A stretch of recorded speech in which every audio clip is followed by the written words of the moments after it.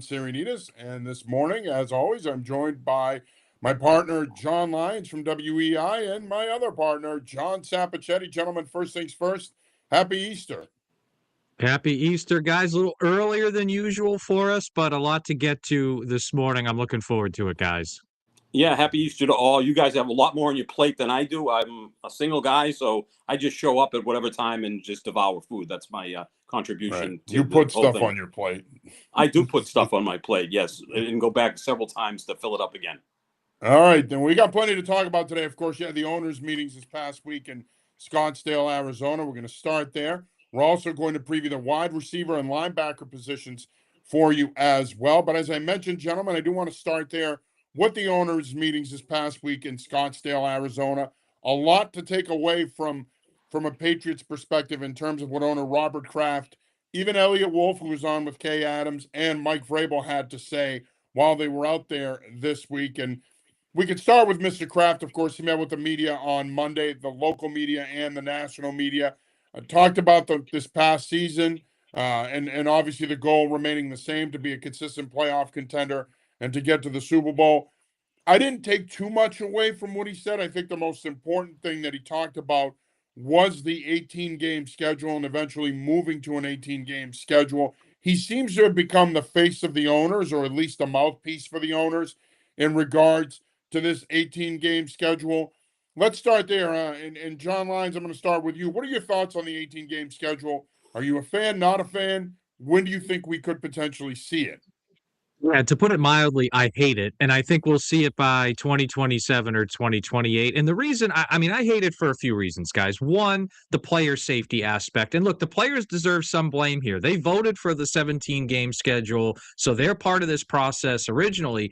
But from a player safety perspective, you're adding an entire game to their schedule. And we know the wear and tear that it gives them. A lot of guys that have played and coached in the league, they talk about it. We've coached at a lower level. We've even seen it at our levels. So from a player safety perspective, I really hate it in that sense. And we all know the whole 18 regular season games, but only 2 preseason games is BS, because the guys that would be playing in that 3rd and 4th preseason game are not the same guys playing in the 18th regular season game. So that's that. I mean, if the NFL really cared about player safety, there would be 16 games in 2 bye weeks. But again, money comes first. We know that. The other thing is quality of play. And one of the things we've noticed in the last, 5-10 years or so, offensive line play has dropped off. Quarterback play, especially in that middle to lower half of quarterbacks, has really dropped off as well. And I think there's a direct cause of that, and it's less practice time. Because what happens is the owners say, hey, give us another regular season game and we'll give you less OTAs or less training camp practices or whatever. And on the surface, guys hate practice, so they go for it. But then they're playing an extra game and they're not as good because O-line units don't have as much time to work together. Rosters aren't deep enough to begin with. We've seen veteran quarterbacks and some recently retired guys, including Brady, talk about how a lot of offenses today aren't as complex as they used to be. Guys can't read the field as well as they used to. Again, I think direct connection to less practice time, those guys doing it. And also, it's been bandied about that there'll be one international game for every team. So, I mean, I don't know if the city of Frankfurt, Germany is looking forward to week 19 Jets versus Dolphins yet or not. I have no idea, but I'm not really a big fan of that. Like, again, the game in Australia to start this year, I think that's a terrible idea. Nothing against Australia. It's a great place, but just player safety perspective, I think that's really bad for both of those teams. So I hate the idea from a player safety perspective. I don't like the idea from a player development and product perspective. But as we know, money is the most important thing in the NFL. So I think it's going to happen within the next couple of years. It is going to happen, and I would think by 2027 or 2028 at the latest. The most important thing is, first of all, the players are going to have to be compensated for this. So if you're a player that makes $17 million, well, we're going to go to an 18-game schedule. My salary just got bumped to $18 million because I'm not playing for free. Obviously, we see how much more money the league makes every single year. The salary cap this year, $305 million. Next year, it's going to be $345. If you add another game, it's going to go up more and more and more. There's going to be a point 5, 6, 7 years from now, where the salary cap is $500 million without question, because the league just prints money. I'm an evenist. I like things in even numbers, and every other sport has an even numbered schedule except the NFL. So go back to 16 or go to 18. That would please me. It's weird. You know, you play one more road game one year. The next year you play one more home game. And we're gonna have 2 bye weeks. That's mandatory if I'm the players. And one of the bye weeks should come before you play a Thursday night football game. No more you play Sunday, then you play Thursday. I think you should have a bye week leading up into your Thursday game. The thing that I detest is having an international game every single week, because that really taxes a team, especially if it's coming from the West Coast and they're going to be playing in France or Italy or Germany or wherever. That's a long trip. And if I'm an owner, or if I look at it this way, why are you taking a home game away from me? That's where I get my gate. That's where I get a lot of money. So now I'm going to have to go overseas and go from there. So it's going to happen. It's inevitable that it's going to happen, because it's money, money, money. And again, player safety is obviously a concern. There's a lot of games. And like you said, Lyons, great point. There's less and less practice time, that especially the first month of the season, the quality of football is like pretty poor. Like, you know, and we're all football guys. It's really poor the first month of the season. It's almost like they're just getting up to speed. Right. Yeah, Can I I hope it jump in doesn't and add one happen. other thing? I'm sorry, because John Sapochetti, you made me think of something.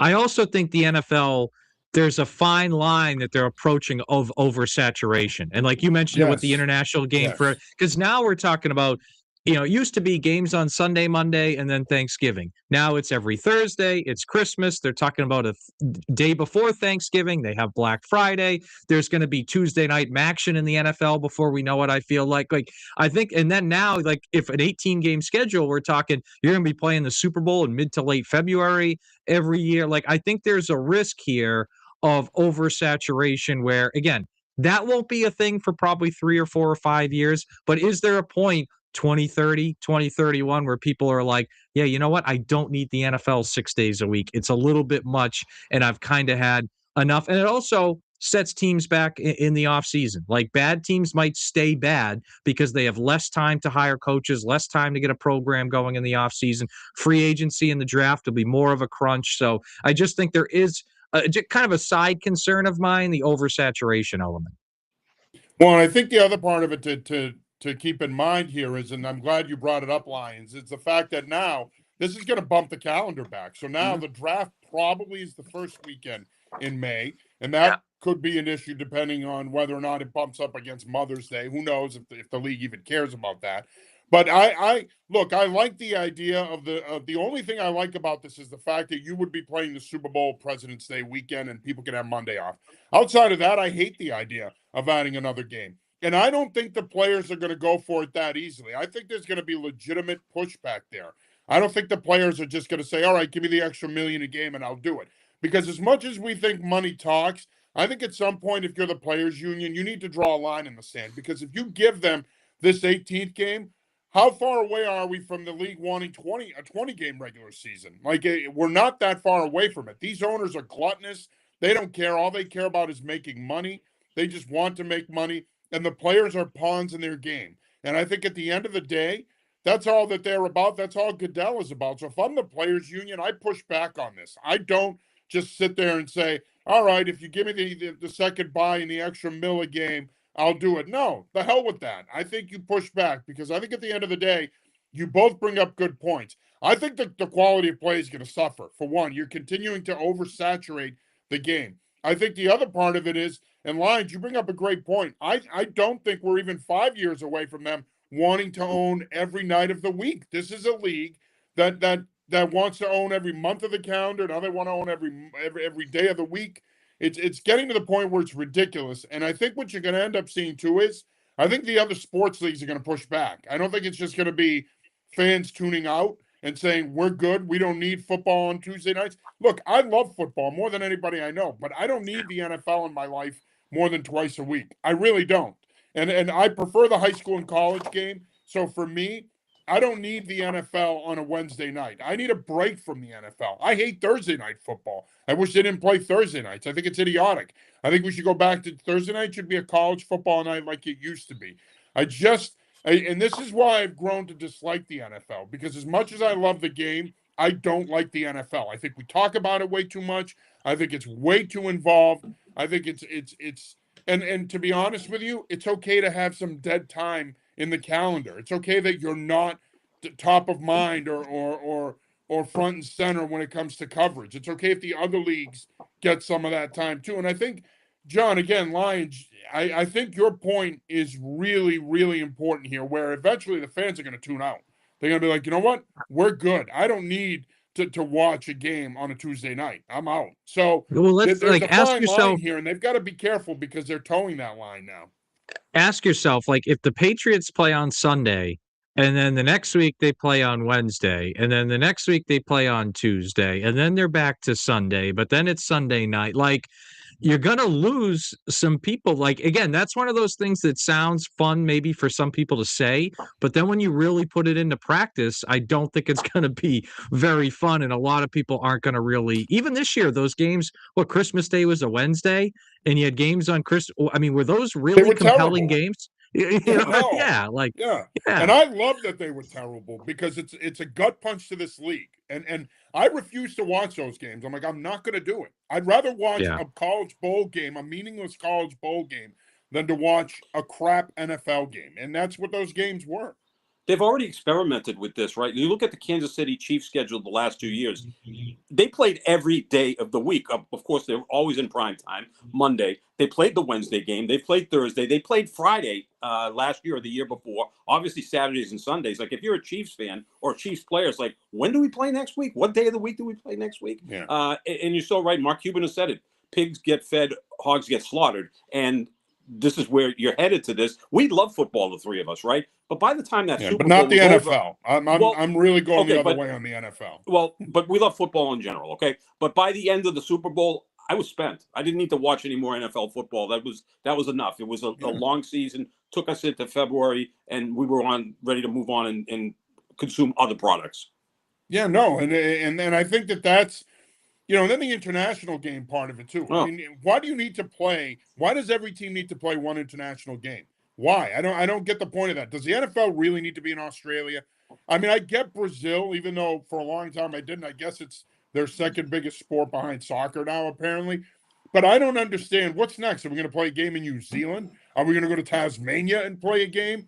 Are we going to the North Pole to play a game, or Antarctica? I mean, this is just ridiculous. And again, it goes back to the point that when is enough? And eventually you're going to get to a point where you're oversaturating your product, and the people are going to say, nah, you know what? I'm not consuming it. And let's not forget one other aspect of this that we haven't talked about, that Kraft didn't talk about, which is the cost now for the average fan to watch football between all the streaming services, Amazon and YouTube TV and all this other stuff. There's going to come a day, and you guys know this, and it could be in the near future, where you're not going to be able to access this league on CBS or Fox because they're not going to air the games. You're already seeing it with March Madness now, where they're already spreading out the games. The Final Four games last night weren't even on CBS; they were on TBS. Yeah. Great point. We're getting to a point now where they're going to look to try to feed as many mouths as possible. And I do think we're not that far away from, if you want the NFL, you're going to have to pay for it, or else you're not going to get it. And that to me is a sad state of affairs for a league that built itself as the number one sport in our country by being an accessible league. Now it's getting to a point where it's going to be a league that isn't accessible to fans. And that's where I think it's going to be a turning point of sorts, because I've heard this from a lot of fans, and they're like, I'm spending $500, $1,000 a year to watch the NFL. I don't want to do this anymore. So I hope it hits them where it hurts. I hope it hits them in the wallet a little bit, and maybe it'll be a wake-up call for some of these owners. Yeah, and it's a great point you make, John, and we've seen the NBA do this, where they have games on multiple streaming services or channels, and we've seen baseball do this. And the NFL is, I mean, look, if you think about it, I mean, there's games on Prime, there's games on Netflix, CBS, Fox, NBC, ESPN. Like, so again, like, if you just have basic cable, you have a limited number of games you can watch. Whereas to actually watch all the games, you're paying, whatever it is, $500,000 a year to be able to watch all those games. And I know there's exceptions, like when the Patriots are on Thursday Night Football, they air it on, I think, Fox anyway. Like, I know but still, it's not the same as having it regularly. And that's one of the things too, guys, I think college football has done a pretty good job with, where they're either on essentially ESPN or ABC or CBS like that's it. Like those, and NBC I know is Notre Dame, but most of their games, it's ESPN, it's CBS, it's ABC. You have those 3 channels, you can essentially watch every college football game. And I think it's something that's, helped grow the popularity of that sport. And I think the NFL, I understand they want to make money, but the question is, when's that line of demarcation where people get frustrated? And I said 2030, John, you said sooner than that. You might end up being right, because I feel like there is going to be a point where they're going to reach that line and they're going to see a little bit of a drop in interest and they're going to have to adjust. I mean, I spent $500 last year getting YouTube TV and the NFL Sunday Ticket, and I got a discount on the Sunday Ticket because my nephew was still in college, so I get a discounted rate. So it's still $500 to watch any game I wanted to. Great, but that's a lot of money to invest right there. And look at the Red Sox. You brought that up, Lyons. They're going to be on 9 different platforms this year. The average baseball fan is like 68 years old. It's like even older than me. How are they going to navigate some of this stuff? I mean, we make fun of the old people, right, that they have trouble finding anything on cable, but now they're going to have to go into streaming. It's just, it's gluttonous. Sarianides, you said it perfectly. These owners are gluttonous. And the NFL should just look at the NBA. The NBA is a prime example of what happens when you become a league that gets too woke, when you become a league that gets too stretched thin, when you become a league that tries to get on multiple platforms. Their ratings suck. Now, the NBA sucks as a product in general, but they've stretched themselves thin, and now people aren't tuning in, and now their only demographic is really 18 to 35. You got very few people over the age of 35 that watch the NBA, because at the end of the day, again, they've stretched themselves thin, and the way that they present the product turns people off, and the NFL's got to be careful, or else they're going to be in the same boat ultimately, where they're going to end up turning people off, and then I think it's hard. Now you got to rebuild the product, and it's never easy. You've seen it with baseball. Baseball's starting to get back on its feet again, but for a long time there, they lost fans, and they could potentially lose them again with a lockout here after this season. Let's talk about what Mike Vrabel had to say, and certainly Vrabel had a lot to say. He met with the assembled media on Tuesday. He talked about everything from their draft philosophy and how they're not ever going to draft for need, player acquisition this past season, the upcoming season, the schedule. Just some thoughts on what Mike Vrabel had to say, and did anything catch your attention? Yeah, the pretty definitive, like, we're not drafting for need thing, I found. And look, and not that that's earth-shattering news, but his willingness to be definitive on that, and I think it also is a subtle hint to, who's kind of in charge in the front office there too, because I know we hear about Elliott Wolf and the scouting system and the draft. I'm not saying he doesn't have power, but that was just a definitive statement. And it's ironic too, in that, in 2024, clear need a quarterback and they draft May. Last year, clear need a tackle and they drafted Will Campbell. And I know you can say, the Henderson pick maybe wasn't a pure need pick. That was just best player available, and they did that later. But they have shown a willingness in the first round. And even go back to Belichick's last year in 2023, John Sarianides, you and I talked about this. Corner with length was their biggest need with tackle, and that's what they drafted Gonzo in the first round. So in the first round, and maybe it's the talent is closer in the first round and all the guys are good at that point, they have gone a little bit more for the need side of it the last few years. Later in the draft, I think they've gone more best player available with mixed results. So that was the first thing that kind of stood out to me initially, and maybe it's a peek behind what they're going to do at pick 31, that they're just going to look at whoever they think is the best guy, even if it's maybe a position we don't talk about, we don't think about, and they're going to take him. I thought the interesting part of this was first with Robert Kraft, when he talked about the contract extensions, paying the high numbers to Christian Gonzalez. Drake May, to a lesser point, because he's come into the league a year later, he said, we have great people handling the salary cap, and Mike Vrabel and his staff. And Vrabel was asked, he goes, I don't really get involved in the salary cap. So I don't know who's telling the truth, who's got a smoke screen going on there in case this doesn't work out. But I found that pretty interesting that the owner and the head coach were on different pages. Yeah, I agree. You would think, especially in light of the success that they've had together already, that they might be more lockstep in terms of the philosophy of the organization when it comes to free agency and paying their own players in the draft. But you know what? Obviously, they obviously have different conversations with different people in the building. I mean, that's all I can think of. But I do think that the idea that you don't draft for need. I love how coaches and front office executives push back on that. Of course, you draft for need. Everybody drafts for need. You can sit there and say you don't draft for need all you want, but that's the whole point of the draft. That's the whole point of player acquisition, to acquire players that help you win and to acquire players at positions that you may not be as strong as you are at others. So this idea that we're never going to draft for need, I don't buy it. I think that is a smokescreen, because I think they're sitting there at 31 this year. They're looking at the board. They're looking at this draft class and they're saying, you know what? We could really go in a myriad of directions here. We could go edge. We could go offensive tackle. Heck, we could go wide receiver. So I think that he's putting this out there as a way to say, we're not targeting a specific position, but I still think they are. And as much as I've heard the last couple of weeks that they're not as enamored with this edge class as we might have originally thought, I still think that they could go there. That's still, to me, if I were a betting man, the position I think they drafted 31. But if not, now to your point, Lyons, they could go in a myriad of directions here in regards to best player available and drafting for a potential need down the road. But this idea that we don't draft for need, you hear this all the time around the league. No, you do. Ultimately, you're going to draft for need. And yes, there are going to come points in the draft where you do take a chance on a guy and you draft best player available. But I would think at 31, they're still going to try to address a need if that player is there, of course.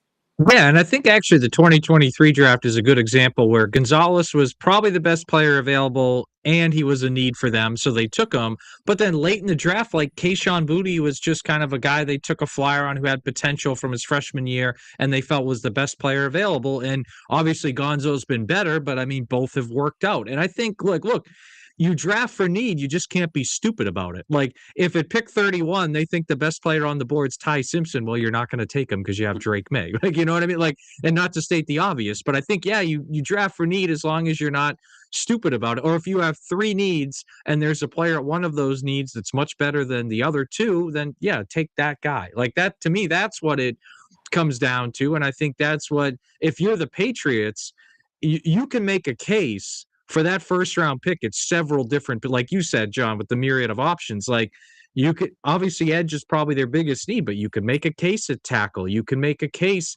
even at defensive tackle. You can make a case at tight end if the right guy is there. You can make a case at receiver. Like, you can make a case for a lot of those areas being quote unquote needs. And then you can just take the best guy of that group that you think fills a need. So I think it is kind of a smokescreen by coaches.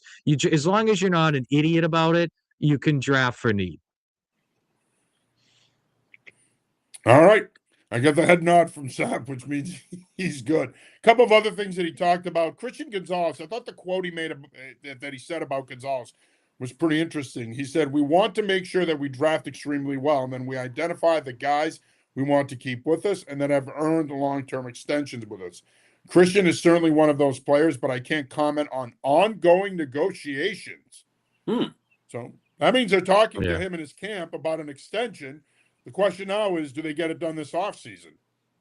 I think if they're talking now, you see it done by training camp. Again, because you think now to training camp, talk about 4 or 5 months, whatever it is. Like, I think you see it done kind of by then if they're already, and also like McDuffie signed his extension, Stingley signed an extension, Surtain, like these guys have all signed one. So I don't think they're waiting for any big dominoes to drop either. These guys are so conscious of money that they delay it as long as they can. Probably gets done in training camp because they might save 6 months of interest, or the fact that they have to put that money into an escrow account because guaranteed money has to be in that escrow account. And, I don't think the Patriots are cash poor, but, they're business people. And if there's a way to save $2 million or whatever, they're going to think of it that way. Well, okay, but the player wouldn't take less money, so no, it's not. It's not that. It's just that it's more about the dotting the I's and crossing the T's. The player's still going to get the same amount of money, but in the mechanism, the team can save whatever. Now, do they set also too, like, and one other point I think, and I was thinking about this week, like we talked last week on the show, we've talked before how the last time a first round pick got a second contract was Donta Hightower in 2012 because they drafted poorly, blah, blah, blah, blah. Right? We talked about that. But what I found interesting is when Vrabel was here as a player, they did draft well in the first 2 rounds. And they usually did extend those guys, whether it's Richard Seymour, Matt Light, Ty Warren, Vince Wilfork, like Logan Mankins, all those guys got multiple contracts, all drafted while Vrabel was here. I wonder if that is an ownership thing too, like they're willing to extend those first and second round picks that are good, but Vrabel seeing that up close, I wonder if that makes a little bit of a difference. And obviously he wants to push for it because Gonzo's a great player on his defense anyway, but I wonder if that kind of feeds into his thinking a little bit as well. Yeah, absolutely. I think it does. 100%. Remember, he's a former player, so he understands the plight of the player better than anybody, and he knows the importance of guys getting paid, especially when they're in their prime. So I think that is something that is another reason why players like playing for him, because he's relatable. He gets the importance of them getting compensated for their performance. He understands the importance of them making as much money as possible while they're in the league. So I think that gives the Patriots an advantage in a lot of ways, especially in contract talks like these. But I think now the question is, do they set the market? And the Patriots have been willing to do that before. Stephon Gilmore announced his retirement Logan this week. Mankins He's a player extension. that they say, yeah, he's a player that they set the market with at cornerback. Do they set the market with Gonzalez? Yeah, I think they do, as long as it's not crazy. Like if it's $1 million more, they'll do it. If he wants to set the market by 10 million, I don't think they're gonna go for that. And like I said, we've seen them at times. Like you mentioned Gilmore, Logan Mankins signed the biggest contract for a guard ever at the time. They gave Rob Gronkowski, albeit early, a big extension. So they've been at certain times, like, and Richard Seymour, his was acrimonious, but it eventually got done and was a high number. Like, so we've seen them at certain. Another one. Yeah, like we've seen them. I mean, if you want to say from a free agent perspective, like Adalius Thomas set the market too. I know that didn't work out, but they've been willing at times to set the market. I don't think they're gonna like love the idea of setting the market, but I think if it's within $1 million or $2 million, they'd probably be willing to go for it.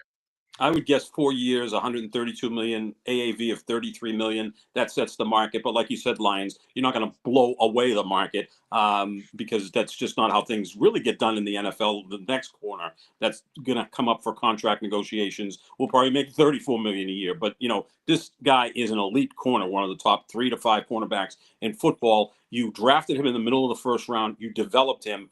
I think you keep him. Man, $33 million a year for a corner. Ugh. I would do it. I know. I'm in the mind. I would do it. The salary cap is going to be $500 million. I don't give a shit what the salary cap. Well, that's but what are they going to spend it on? Salary is commiserate with the position. That's what I'm saying.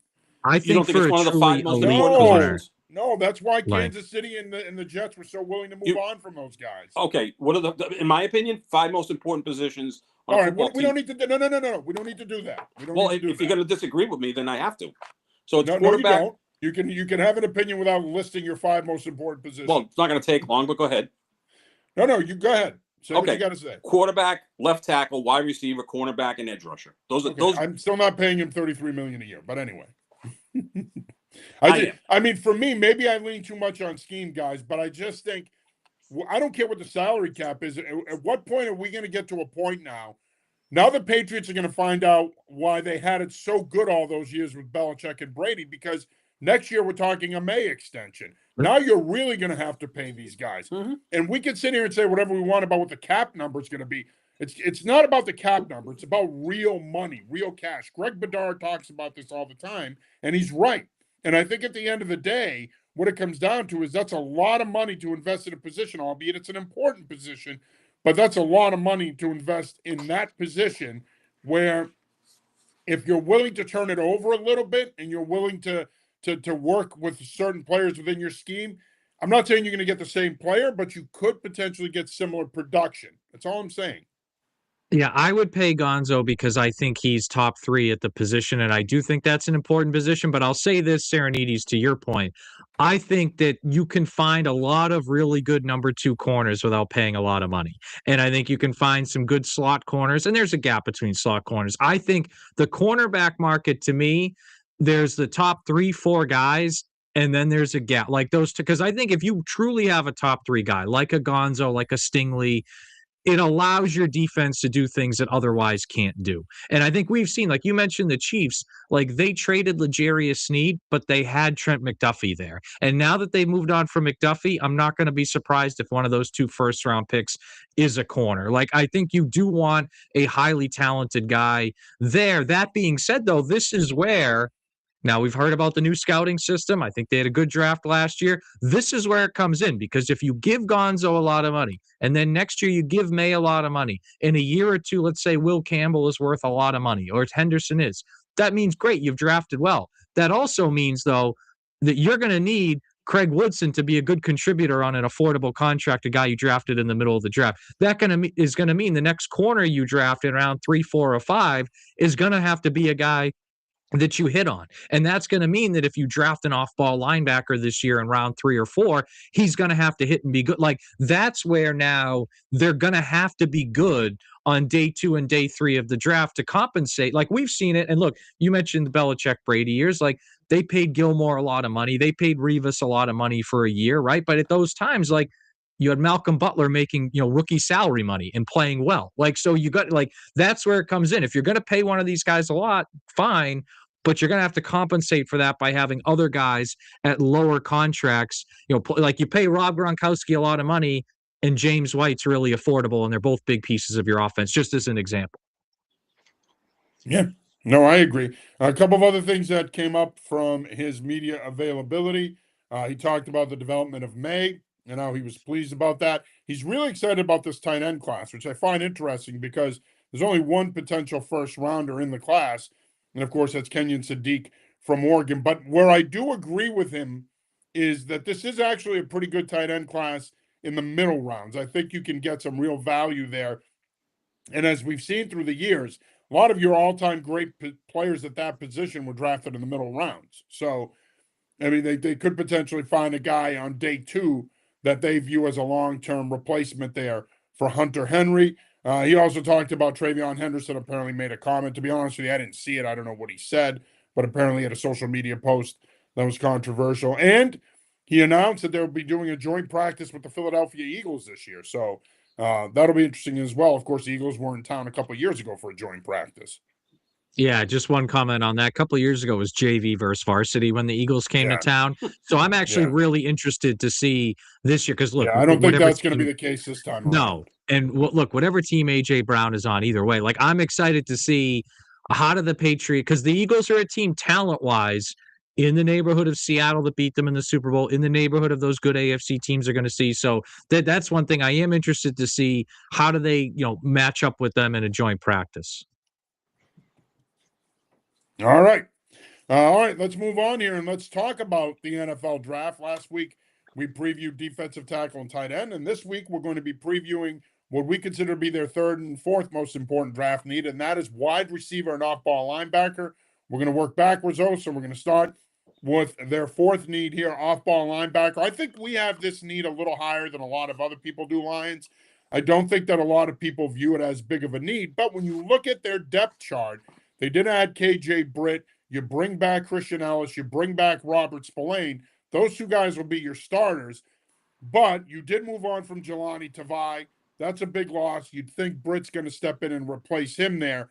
But you do need an off-ball linebacker. Now, there is a difference between an edge and an off-ball linebacker. An off-ball linebacker, the traditional Mike, Will, Sam, those guys tend to play 4 or 5 yards off the ball, and they play in packages. So there is a difference there in terms of the skill set. The edge guy now is the old 3-4 outside linebacker. The off-ball linebacker in a lot of defenses is still the traditional Mike and Sam, but a lot of teams have gone away from the quote-unquote Will linebacker. That guy, like I said, now is actually playing on the line more. So I'll start with you, Lyons. Who are some guys that you're keeping an eye on that could potentially be good scheme fits for the Patriots at off-ball linebacker? Yeah, and I'll say I think this is a late day 2, early day 3 pick for the Patriots. Like that's where they're going to target this position. I think it's a position they need depth, and I think it's something they need. Look, Robert Spillane was terrific last year. He's 30. They're going to need a long-term replacement. It's funny, John. Deontay Lawson out of Alabama might be my favorite player in the draft. And look, he's not the best player in the draft. Sometimes he over pursues. Sometimes he's a little out.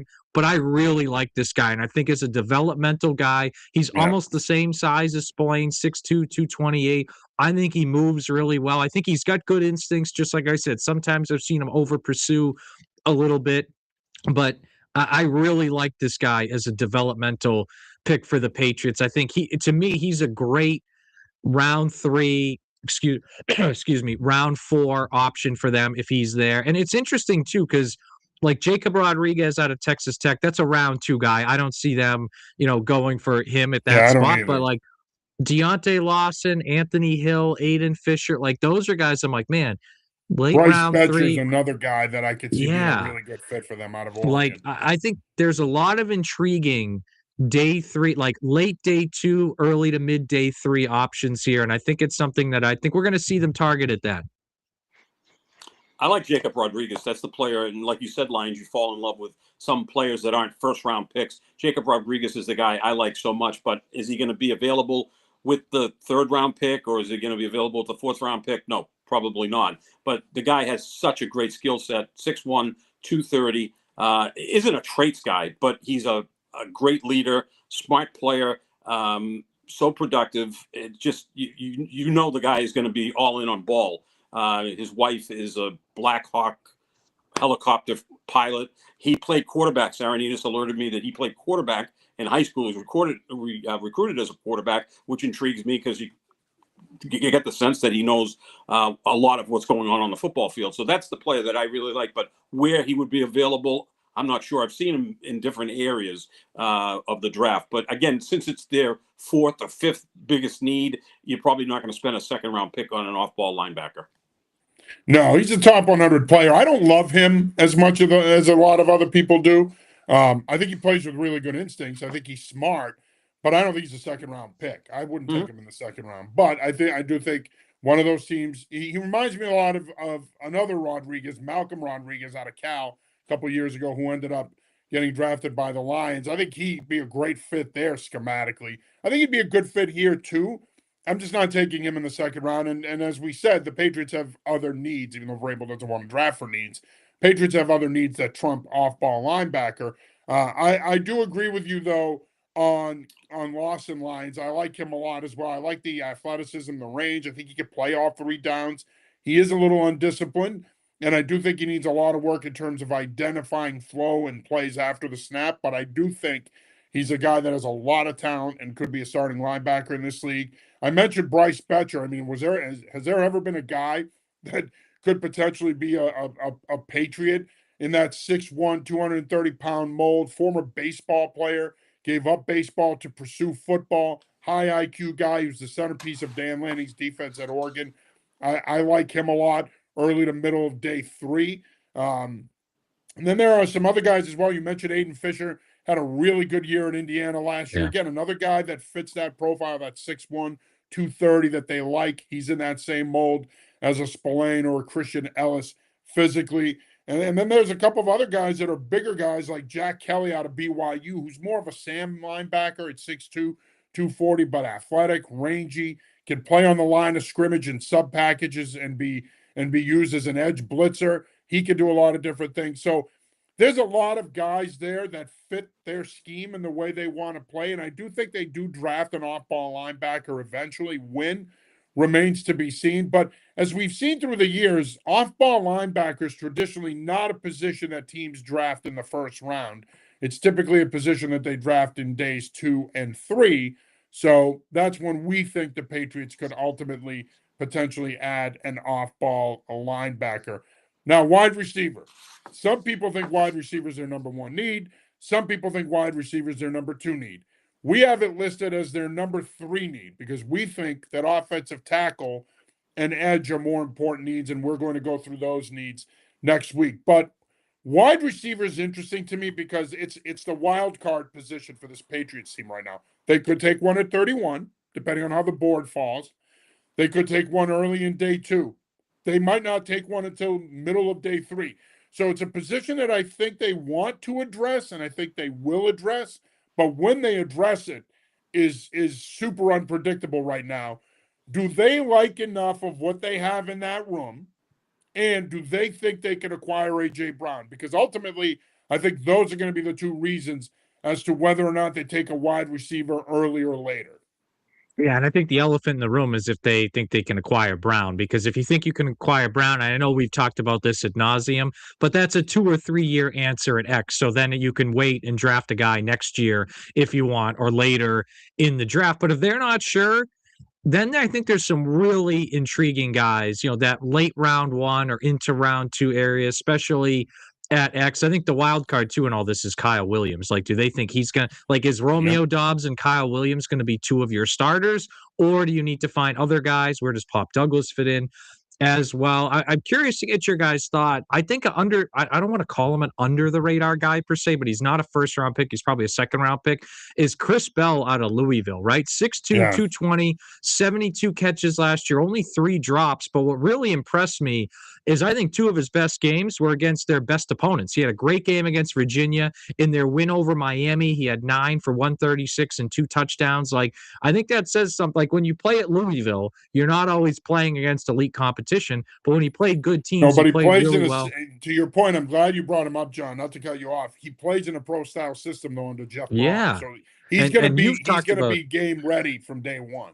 And you've talked about Louisville with offensive prospects for years with Brom, and you've been right in that pro style system does help guys kind of be ready for the end. But that type of player, like him, like Chris Bazell out of Tennessee, like, is it those second round guys? And I know even Bryce Lance, I know a lot of people are in love with from North Dakota State.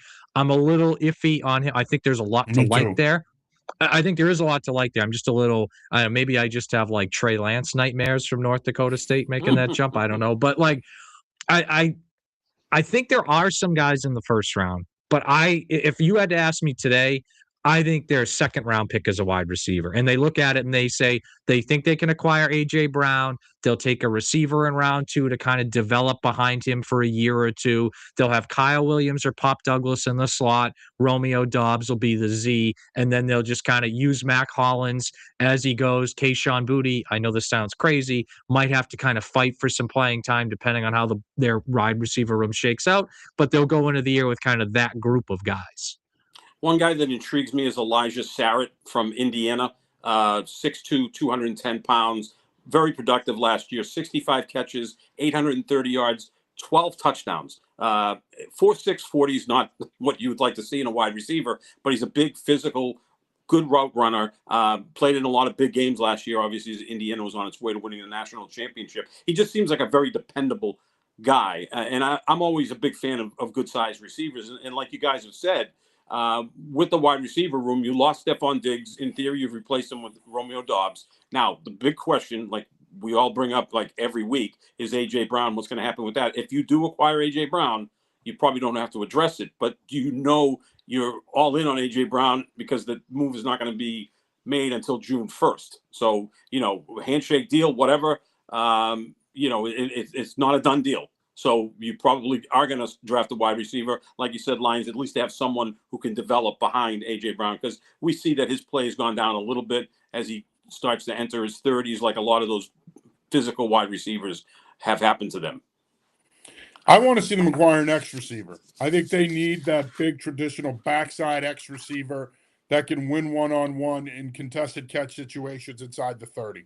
And when you're going up against corners like Christian Gonzalez who have length and have elite level ball skills, you need a competitive guy back there that's 6'2", 6'3", 6'4", that can win one-on-one. Now, they may not get that guy because those guys may be off the board. There's a bunch of those guys in this class. You got Jordan Tyson. He'll be long gone, I believe, by 31.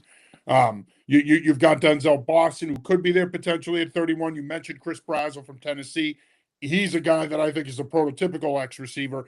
He could potentially be there at 31. He could also be there in the second round, but they could package picks and move up to get a guy like that. Look, I'm going to toot the horn of a guy that I've covered, because I think, in my opinion, when I say I've covered, I haven't covered him physically. I've covered him in terms of coverage. I don't want to make it sound like I was out there playing corner. My fat ass couldn't cover anybody, let alone him. They call him shutdown Sarianides. That's right, yeah. But here's the thing. He's a hell of a football player, and I think he'd be a hell of a scheme fit for the Patriots. And that's the number one New England prospect on our board. We're going to be putting that out tomorrow, and that's Skylar Bell from UConn. He had a tremendous pro day workout. One of the guys that we had down there covering their pro day for us couldn't stop gushing about him. I've talked to scouts that love him. They see him as an F. They see him as a Z. He could be a starting flanker in the NFL.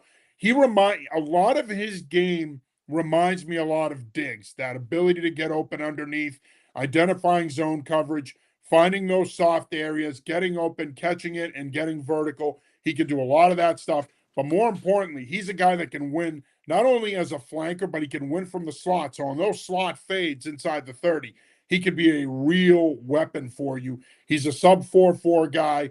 Tremendous catch radius for his size. He's 6 feet, 185 pounds. I would love Skylar Bell in the Patriots uniform. I've said this for 2 years now. I think Skylar Bell's a second-round pick. I think I'm going to get proven right.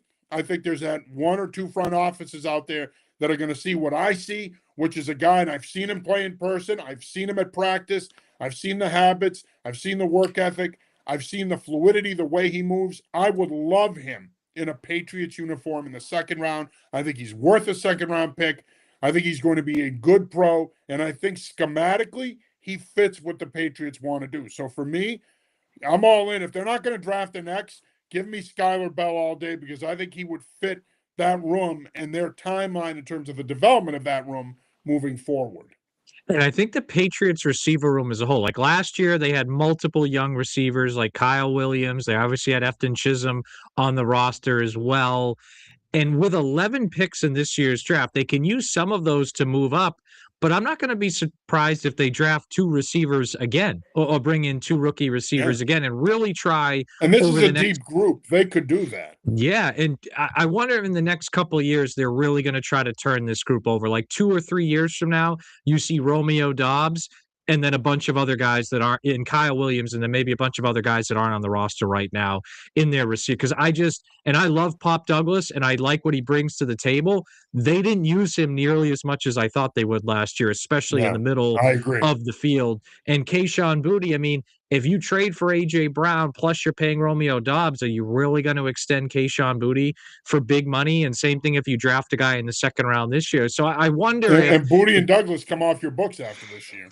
Exactly, right? And I could see them maybe re-signing one of those 2. I don't know if they necessarily would both. So like I said, you bring in 2 young guys last year. Wouldn't shock me if they bring in 2 young receivers and potentially 2 young tight ends as well this year, and really look at that pass-catching skill group and try by 2027 for it to look very different than it did in 2025.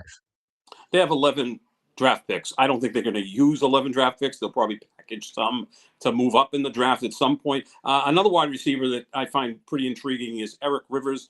Went to Georgia Tech last year, 5'11", 180 pounds, 4.35 in the 40. Now, the interesting thing about him is in 2024, he was at Florida International. He put up fantastic numbers, 62 catches, 1,162 yards. That's 19 yards per reception. He had 12 touchdowns. Now, last year at Georgia Tech, he had 45 catches, 658 yards, and only 2 touchdowns. Now, against BC last year, it's 7 catches, 119 yards.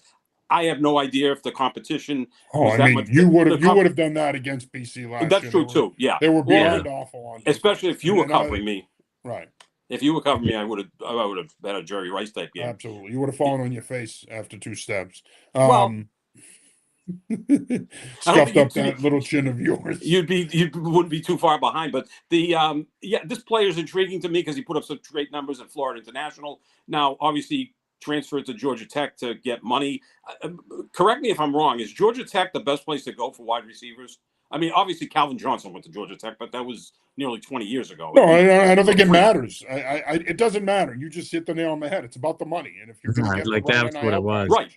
Yeah, you're going to get the right NIL package. You'll go anywhere. So I think at the end of the day, and I do think that that's something. And I talked about this with a couple of scouts at the pro days, where they said to me, one of the hardest things about evaluating players now is, do you look at what they did at their last school, or do you look at what they did at their previous school 2-3 years ago, and is that who they really are? So which player are we getting? Are we getting the guy and their production last year, or are we getting the guy in their production 2 or 3 years ago? So it makes scouting guys even harder, because you and from what I've been told, it's less about the numbers now and more about the raw numbers, which is the size, the skill set, the speed, the testing numbers. It's more about that than the production now. And they're not focusing on the production as much as the film. Do they fit what we want to do? So I think you're going to see less and less of an emphasis on production, which I don't think no one ever really made decisions strictly on production, but it's going to be less and less about that and more about evaluating the player and the skill set. And I think that's the way it should be anyway. Malachi Fields from Notre Dame, another guy that he had a great Senior Bowl week. Couldn't parlay that with a strong pro day or combine, but he's a guy that could be a sneaky good value pick late day 2, early day 3 if they wanted to go wide receiver. Lyons, you mentioned Chris Bell, who I really like as well. I talked about Skylar Bell. There's a lot of Bryce Lance. You mentioned him as well. There's a lot of intriguing prospects here. Certainly the Patriots will have an opportunity to turn over that wide receiver room. All right, gentlemen, final thoughts here before we wrap it up. Yeah, I mean, final thought for me, we're only, couple weeks or so from the draft here. And one of the things that kind of just stuck in my mind from our discussion today is just all the different places the Patriots could go with those first 2 picks. I mean, they could take an edge and a receiver, a tackle and an edge. I mean, you could tight end. Like, there's a lot of different. I mean, I'm not going to sit here and be surprised draft weekend if one of their second round pick is a defensive tackle they really like. Like, there's just a lot of different directions they can go in the draft in general, but especially in those first 2 rounds. Sap, you mentioned it, the 11 picks, they can move around as well. So it feels like more so than any year probably this decade, they have a ton of flexibility in the draft. I mean, a lot of the drafts this decade, they've come in with a lot of clear needs or some uncertainties.